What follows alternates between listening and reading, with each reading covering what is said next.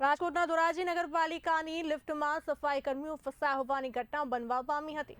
ધોરાજી નગરપાલિકામાં સફાઈ કર્મીઓ એમની વિવિધ માંગણીઓને લઈને આવેદનપત્ર આપવા ગયા હતા। ધોરાજી નગરપાલિકાના ચીફ ઓફિસરને આવેદનપત્ર આપવા જતા સમયે નગરપાલિકાની લિફ્ટમાં જતા સમયે લિફ્ટ ખરાબ થઈ જવા પામી હતી।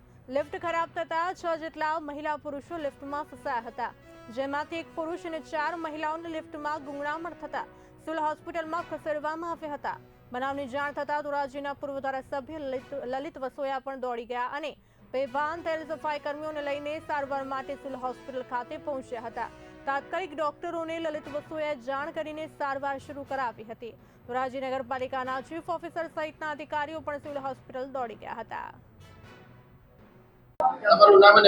મારું નામ નિલેશ નટુભાઈ પરમાર, ધોરાજી ગાંધીવાસનો રહેવાસી। અમે નગરપાલિકાએ બધા આવેદનપત્ર લેવા ગયા। ત્યાં દરમિયાન અમે લિફ્ટમાં બેઠા 5-7 જણા, એમાં લિફ્ટ બંધ પડી ગઈ, હેઠે પડી ગઈ। એમાં સાયલન્સ વાગ્યું નથી, કોઈ જાતનું કંઈ નહીં ના। આશીષભાઈ 15-20 મિનિટ થઈ, આશીષભાઈ હેઠવા પડી ગયા। બહાર પછી તોડવી પડી લિફ્ટને, જ્યાં બહાર હતા ને બધા એને તોડી, ત્યાર પછી બહાર કાઢવામાં આવ્યા।